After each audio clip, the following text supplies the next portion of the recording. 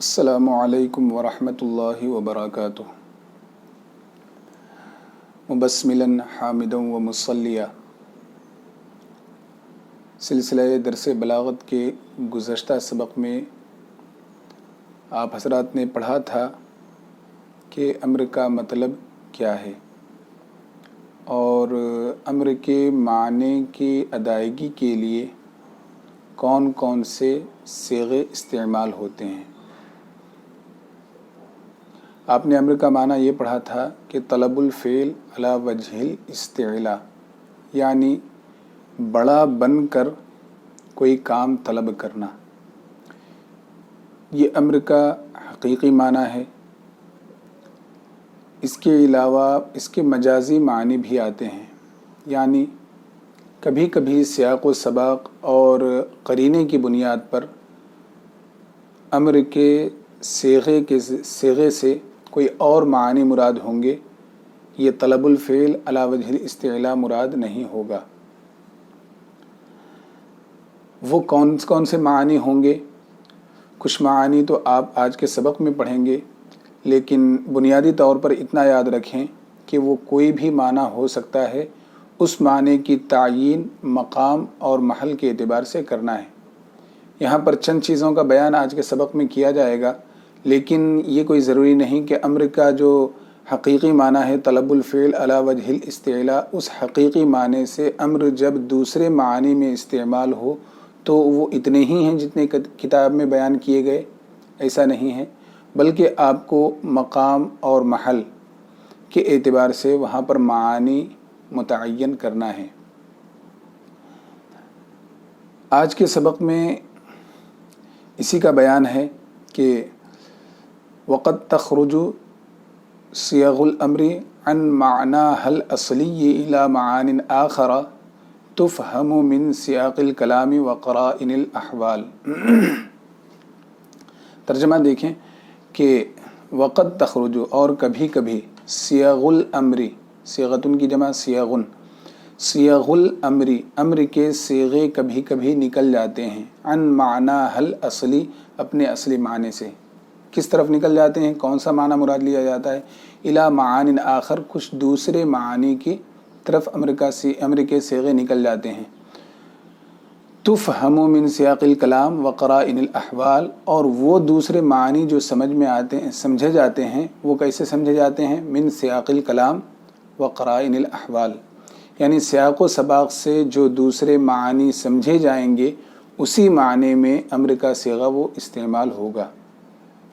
ترجمہ پھر سے دیکھ لیں کہ کبھی کبھی امر کا صیغہ اپنے اصلی معنی سے نکل کر دوسرے معنی میں استعمال ہوتا ہے، یا اپنے اصلی معنی سے دوسرے معنی کی طرف نکل جاتا ہے، جو دوسرے معنی سیاق کلام اور قرائن احوال، قرینے سے سمجھ میں آتے ہیں، سمجھے جاتے ہیں۔ وہ دوسرے معنی کیا کیا ہیں؟ اس کا بیان۔ نمبر 1، کالدعائی، مثلا امر کا صیغہ استعمال ہوا، لیکن وہاں پر طلب الفعل علی وجہ الاستعلاء نہیں، بڑا بن کر کوئی کام طلب کرنا نہیں، بلکہ چھوٹا بن کر کوئی کام طلب کرنا، یہ دعا ہے۔ تو آپ اس مثال کے اندر دیکھیں گے کہ یہاں پر صیغہ تو امر کا ہے، لیکن حقیقی معنی اس کا مراد نہیں، بلکہ مجازی معنی مراد لیا گیا، اور طلب الفعل علی وجہ الاستعلاء نہیں، بڑا بن کر کوئی کام طلب کرنا مراد نہیں ہے یہاں پر، بلکہ چھوٹا بن کر کوئی کام طلب کرنا مراد ہے۔ دیکھیے، کالدعائی، جیسے دعا کا معنی میں بتا دیا کہ چھوٹا بن کر کسی کام کو طلب کرنا، جیسے اوزعنی ان اشکر نعمتک، اوزعنی، مجھے توفیق دے، ان اشکر نعمتک، کہ میں تیری نعمت کا شکریہ ادا کروں، تیری نعمت کا شکر ادا کروں۔ تو یہاں پر بندہ اپنے رب کے حضور دعا کر رہا ہے، اور چھوٹا بن کر ہی دعا ہوتی ہے، تو اپنے رب کے حضور، اور یہ ظاہر بھی ہے کہ بندہ اپنے رب سے چھوٹا بن کر ہی دعا کرے گا، اپنے رب سے تو کوئی امر کا معنی تو مراد نہیں لیا جا سکتا، وہاں پر کوئی دوسرا معنی ہی ہوگا۔ یہاں پر کون سا معنی مراد ہے اس صیغے سے؟ تو آپ خود آگے اور پیچھے سے سیاق و سباق سے متعین کر سکتے ہیں کہ یہ امر کا صیغہ مجازی معنی اور دعا کے معنی میں استعمال ہے۔ جیسے کدعائی مثلاً دعا، جیسے اوزعنی ان اشکر نعمتک، اے میرے رب، ربی اوزعنی، یا اوزعنی اے میرے رب مجھے توفیق دے اس بات کی کہ میں تیری نعمت کا شکر ادا کروں۔ والالتماسی، اور جیسے گزارش کا مطلب کیا ہے؟ ہم درجہ لوگوں سے کوئی کام طلب کرنا، جیسے کقولک لمن یساویک، جیسے آپ کا اس شخص سے کہنا جو شخص کے آپ کے برابر ہو، یعنی آپ کا جو ہم پلہ ہے، ہم درجہ، ہم رتبہ ہے، اس سے آپ کا کہنا، کیا کہنا؟ اعطنی الکتاب، مجھے کتاب دیجیے، اعطنی الکتاب، مجھے کتاب دیجیے۔ تو دیکھیں کتاب دیجیے، کتاب دو، یہ صیغہ جو استعمال ہوا چونکہ ہم درجہ ہے، ہم رتبہ ہے، تو اس سے علی وجہ الاستعلاء کوئی کام طلب نہیں کیا جا سکتا، بلکہ برابر کے درجے میں اتر کر ہی فعل طلب کیا جا رہا ہے۔ والتمنی، اور جیسے تمنی یعنی ایسی خواہش جو کہ پوری ہونے والی نہ ہو، ایسی بات کی امید کرنا جو کہ پوری ہونے والی نہ ہو، اس کو کہتے ہیں تمنا۔ جیسے آپ نے یہ مثال پڑھی ہوگی، لیت الشباب یعود، کاش کے جوانی لوٹ آئے۔ کوئی بوڑھا شخص کہے کاش کے جوانی لوٹ آئے، تو وہ خواہش تو ہے لیکن وہ خواہش پوری ہونے والی نہیں ہے۔ تو وہ تمنی، اور جیسے تمنا، یہ دعا کے اوپر اس کا عطف ہے، تو ترجمہ اس کا یوں ہی کریں جیسے تمنا۔ نحو مثلا شعر دیکھیں، الا ایھا اللیل الطویل الانجلی بصبح وما الاصباح منک بامثلی۔ اس شعر کا پس منظر دیکھ لیں کہ شاعر اپنی بے چینی اور بے قراری کا اظہار کر رہا ہے۔ جب کوئی شخص بے چین اور بے قرار ہو تو کروٹیں بدلتے بدلتے اس کی رات گزر جاتی ہے، لیکن وہ بے چینی کے عالم میں وہ پوری رات اس کی بے چینی سے بھری ہوتی ہے۔ تو اب وہ شاعر اس بات کا اظہار کر رہا ہے کہ کاش یہ رات جلدی گزر جائے اور صبح ہو جائے۔ پھر آگے جا کے اچھا رات کو یہاں پر حکم دیا جا رہا ہے کہ اے رات تو جلدی گزر جا، صبح میں تبدیل ہو جا، ٹھیک ہے۔ پھر اسے معلوم بھی ہے کہ صبح میں تبدیل ہو جائے تب بھی جس طرح رات میں پریشانی، صبح میں بھی اسی طرح پریشانی ہوگی، پریشانی تو ختم ہونے والی نہیں۔ پھر وہ کہتا ہے کہ صبح ہونا بھی تو اس سے کوئی بہتر نہیں ہے، جو میری کیفیت رات میں ہے وہی کیفیت میری دن میں بھی ہونے والی ہے، ٹھیک ہے۔ یہ اس شعر کا مفہوم ہے۔ اب ترجمہ دیکھیں، الا سنو، حرف تنبیہ، سنو، اے ایھا اللیل الطویل، اے لمبی رات، الا سنو، انجلی، یہ یا غالباً رسم الخط کی غلطی ہے، یہ بغیر یا کے ہی انجلی لام کے کسرے کے ساتھ ہے۔ الانجلی، الا سنو، انجلی باب انفعال سے انجلا ینجلی، انجلا منکشف ہونا، واضح ہونا، چھٹ جانا۔ انجلی صاف ہو جا، کس میں؟ بصبح، چھٹ جا، بصبح، صبح میں۔ ومل اصباح منک بامثلی، ومل اصباح بامثل، اور صبح کا ہو جانا یعنی صبح ہو جانا، بامثل بہتر نہیں ہے، من کا تجھ سے، یعنی تجھ سے زیادہ بہتر صبح ہونا بھی نہیں۔ جس طرح میں رات میں پریشانیاں برداشت کر رہا ہوں اور مصیبتوں میں رات گزار رہا ہوں، دن ہونے کے بعد بھی میرا دن پریشانیوں میں ہی گزرنے والا ہے۔ تو صبح کا ہو جانا بھی کوئی میرے حق میں مفید نہیں ہے۔ جس طرح رات میں جو پریشانی ہے اسی طرح دن میں بھی پریشانی ہونی ہے۔ تو اس شعر میں جو محل استشہاد ہے وہ الانجلی ہے۔ رات کو حکم دیا جا رہا ہے انجلی، چھٹ جا۔ تو رات کے اندر تو یہ قدرت نہیں کہ وہ خود سے چھٹ جائے، پھر رات کو حکم دینا، تو یہ محل بتا رہا ہے کہ یہاں پر امر حقیقی معنی میں نہیں ہے بلکہ کوئی اور معنی ہے۔ یعنی شاعر نے خواہش ظاہر کی کہ اے رات تو جلد گزر جا، صبح میں تبدیل ہو جا۔ تو بس اس کی ایک خواہش اور ایک آرزو اور تمنا ہے یہاں پر، ٹھیک ہے۔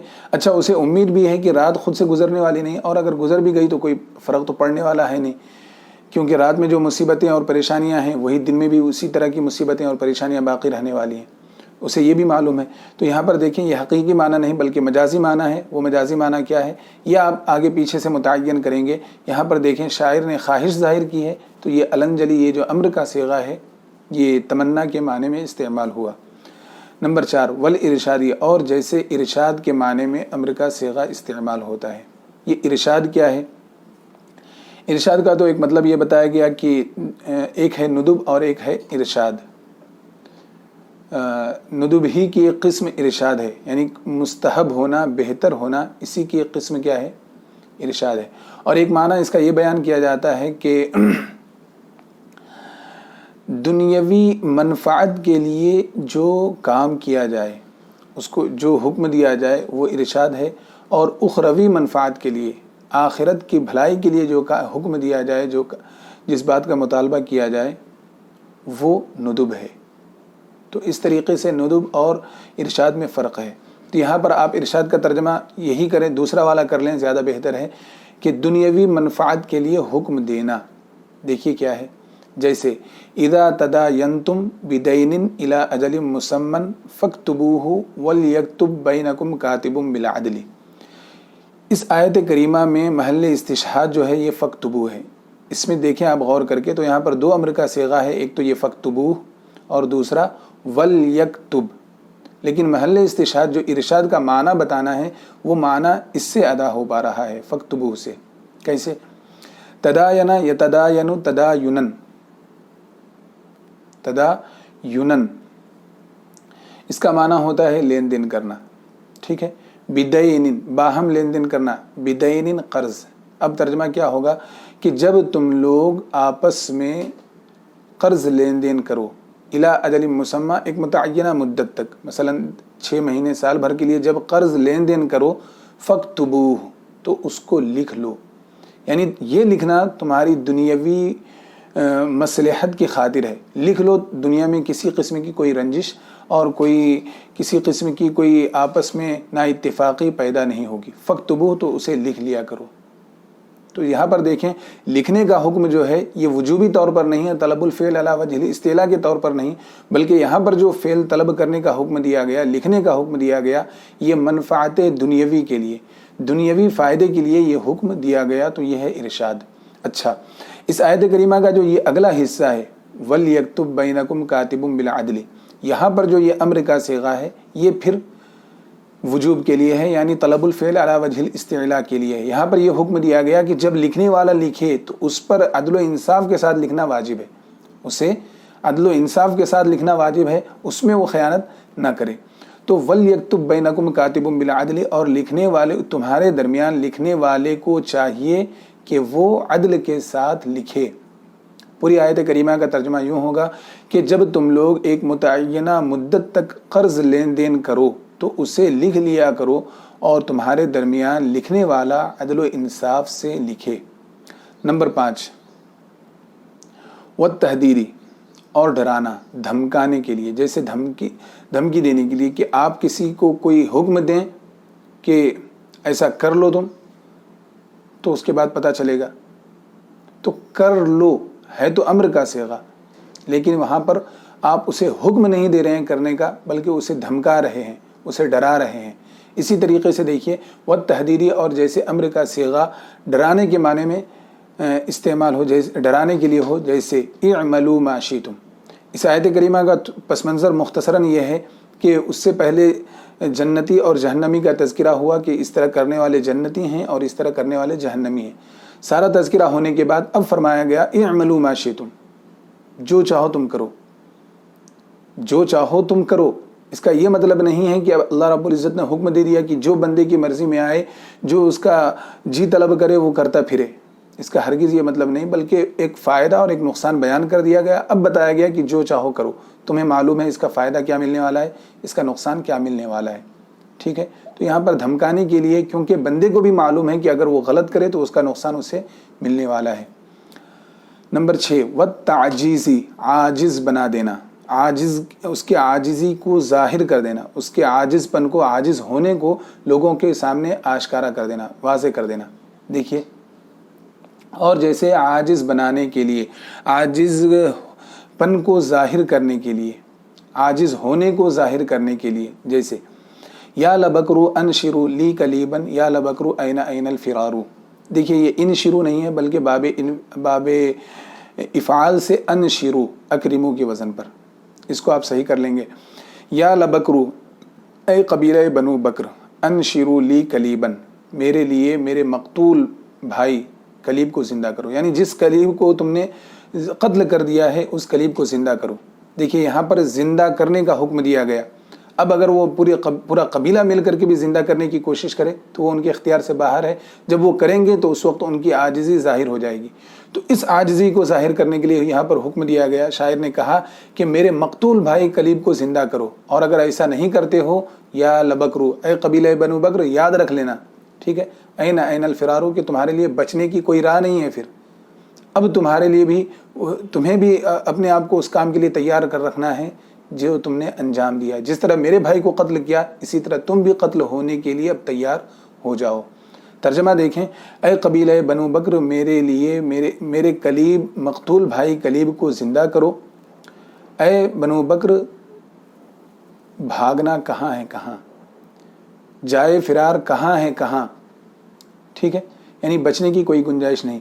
اسی طرح جو آپ ایک قرآن پاک میں بھی ایک مثال ہے، فَأْتُوا بِسُورَةٍ مِّن مِّثْلِهِ، یعنی جب کفار مکہ کو جب یہ بتایا گیا کہ اللہ رب العزت، یہ کلام اللہ جو ہے، قرآن پاک جو ہے یہ اللہ رب العزت کا کلام ہے، تو ان لوگوں نے ٹھٹھا کیا، ہنسی اور مذاق اڑایا کہ یہ تو محمد صلی اللہ علیہ وسلم کا بنایا ہوا کلام ہے اور یہ بتا رہے ہیں کہ اللہ کا کلام ہے.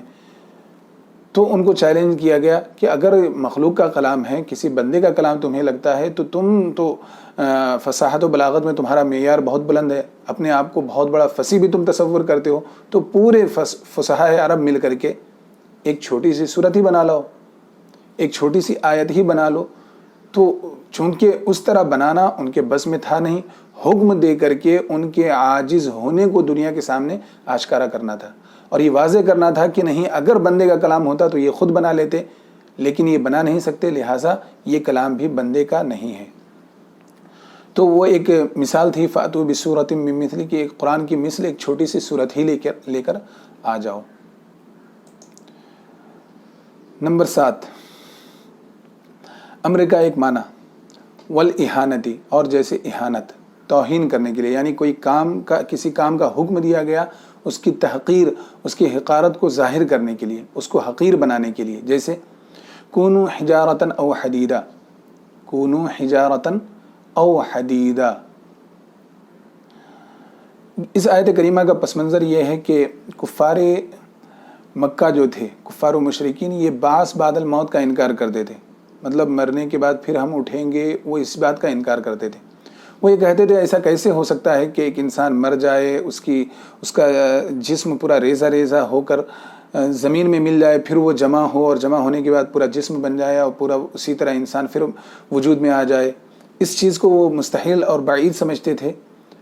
تو اللہ رب العزت نے انہیں بتایا کہ تمہیں یہ محال دکھ رہا ہے، تم چاہے پتھر ہو جاؤ، چاہے لوہا بن جاؤ، جس حالت میں بھی تم رہو، اللہ رب العزت تمہیں جمع کر دے گا. یعنی سامنے والے کی حقارت کے طور پر اسے کہا گیا کہ تم پتھر بن جاؤ، تم لوہا بن جاؤ، جس طرح ہم اپنے عرف میں کہتے ہیں کسی کو دھتکارنے کے لیے کہ جاؤ تم فلاں چیز بن جاؤ، ٹھیک ہے.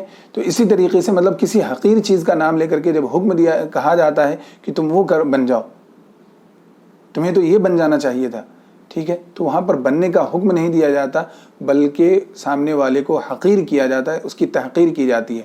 تو یہاں پر بھی احانت اور تحقیر ہے. جیسے کونوا حجارۃ او حدیدہ، تم لوگ پتھر ہو جاؤ، او حدیدہ یا لوہا بن جاؤ، اللہ رب العزت تو تمہیں پھر دوبارہ اسی طرح جمع فرمائے گا. نمبر 8، والاباحتی، یعنی کوئی کام طلب کیا گیا ہے مباح طور پر، مباح کرتے ہوئے کہ وہ کام مباح ہے، کرنا چاہو تو بھی، نہیں کرنا چاہو تو بھی، اس میں کوئی پکڑ نہیں ہے، اگر کر بھی لیے تو کوئی حرج نہیں، نہیں کرے تو بھی کوئی حرج نہیں. جیسے کلو واشربو، کھاؤ پیو، اللہ رب العزت نے حکم دیا. اب اس کا یہ مطلب نہیں کہ کھانا پینا بندے کے اوپر واجب ہی ہے، کھانا چاہے تو کھائے، نہ کھانا چاہے تو نہ کھائے. والامتنان، احسان جتلانے کے لیے امر کا صیغہ آتا ہے، یعنی طلب فعل جو ہوتا ہے، فعل کی طلب جو ہوتی ہے وہ احسان جتلانے کے لیے ہوتی ہے. جیسے کلو مما رزقکم اللہ، اس رزق سے کھاؤ اللہ نے جو تمہیں عطا فرمایا. یعنی یوں کہہ لیں کہ ایک بادشاہ اپنے رعایا کے لیے طرح طرح کی نعمتیں مہیا کر دے اور اس کے بعد حکم دے دے کہ میں نے جو انتظام کر دیا ہے کھاؤ اس سے. تو اسی طرح بلا تشبیہ یہاں پر بھی یہی ہے کہ اللہ رب العزت نے بندے کے لیے طرح طرح کی نعمتیں مہیا کر رکھی ہیں. پھر رزق دینے کے بعد رزق کے بارے میں اللہ رب العزت نے فرمایا کہ میرے دیے ہوئے رزق سے کھاتے جاؤ. ٹھیک ہے، کلو. تو یہاں پر اللہ رب العزت کی جانب سے احسان جتلانا ہے اور امتنان ہے یہاں پر. اور آگے دیکھیے، والتخییر، اختیار دینے کے لیے بھی کوئی امر کا صیغہ استعمال ہوتا ہے. یعنی فعل جو طلب کیا جاتا ہے اختیار کے ساتھ، یا تو یہ لے لو کر لو یا ایسا کر لو، دو میں سے ایک کرو، دونوں نہیں. جیسے خود ہذا او ذاک، یہ لے لو یا یہ لے لو. اس سے واضح مثال آپ دیکھ لیں کہ کسی شخص سے آپ یہ کہیں کہ یا تو اس جو غیر محرم ہو یا تو اس لڑکی سے شادی کر لو یا اس کی بہن سے، مشورتاً اس طرح کہا جاتا ہے. تو اب وہاں پر دیکھیے دونوں سے کرنا تو ممکن ہی نہیں، دونوں سے کرنے کا تصور ہی نہیں ہمارے مطلب ایک ساتھ اسلام میں. تو ایسی صورت میں اب یہاں پر دیکھیے کہ اس سے کر لو یا اس سے شادی کر لو، اس کا مطلب کیا ہے کہ اختیار دیا جا رہا ہے کہ یا تو اس سے کرو یا اس سے کرو. والتسویتی، اور فعل جو طلب کیا جاتا ہے کبھی برابری کے لیے. ٹھیک ہے، دیکھیں جیسے فصبروا او لا تصبروا، صبر کرو یا نہ کرو. صبر کرو، تو یہ جو حکم دیا گیا صبر کرنے کا نہیں بلکہ صبر کرنا اور نہ کرنا ان کے لیے برابر ہے، اس بات کو بتانے کے لیے یہاں پر یہ حکم دیا گیا. والاکرامی، تعظیم کے لیے. جیسے امر کا معنی استعمال ہوتا ہے دوسرے معنی میں، وہ معنی کیا ہے؟ مثلا تعظیم. جیسے وادخلوها بسلام آمن، وادخلوا، تم لوگ داخل ہو جاؤ، ہا جنت میں، بسلام، امن و سلامتی کے ساتھ، سکون کے ساتھ، آمنین، امن و امان والے بن کر، امن و امان والے ہو کر سلامتی کے ساتھ جنت میں داخل ہو جاؤ. داخل ہو جاؤ یہاں پر وجوبی حکم نہیں ہے بلکہ ان کے اکرام اور ان کی تعظیم مقصود ہے کہ وہ لوگ جو جنت میں داخل ہوں گے وہ امن و امان اور امن و سلامتی کے ساتھ داخل ہوں گے. تو اس طرح آپ دیکھیں یہاں تک تو اس کے کچھ جو مجازی معانی تھے امر کے وہ بیان کیے گئے، لیکن اتنے ہی معانی ہوں ایسا کوئی ضروری نہیں، اس کے علاوہ اور بھی معانی ہو سکتے ہیں. جیسے میں نے آپ کو شروع میں ہی بتایا تھا کہ بنیادی طور پہ آپ کو یہ یاد رکھنا ہے کہ حقیقی معنی کے علاوہ کوئی دوسرا معنی مراد ہوتا ہے. وہ معنی کون سا ہوگا، اتنے جو بیان ہوئے یہی ہو ایسا ضروری نہیں، اس کے علاوہ بھی ہو سکتا ہے. مثلا اس کی ایک مثال دیکھیں کہ آپ جب کسی سے اجازت طلب کریں کہ میں اندر آؤں اور اندر والا آپ کو کہے آؤ یا آئیے، تو وہاں پر حکم دینا نہیں ہے بلکہ وہاں پر کیا ہے؟ اذن ہے، اجازت ہے. تو اس طریقے سے امر کے جو صیغے ہیں وہ دوسرے معانی میں یعنی مجازی معانی میں استعمال ہوتے رہتے ہیں. کون سا معنی مراد لیا گیا ہے اس کی تعیین سیاق و سباق اور قرینے سے اور محل مقام اور مرتبے کے لحاظ سے یہ معنی متعین کیا جائے گا. بس انشاءاللہ اب اس کے بعد نہیں کی بحث چلے گی. وصلی اللہ تعالی علی خیر خلقہ سیدنا محمد وآلہ واصحابہ اجمعین برحمتک یا ارحم الراحمین والحمد للہ رب العالمین. السلام علیکم ورحمۃ اللہ وبرکاتہ.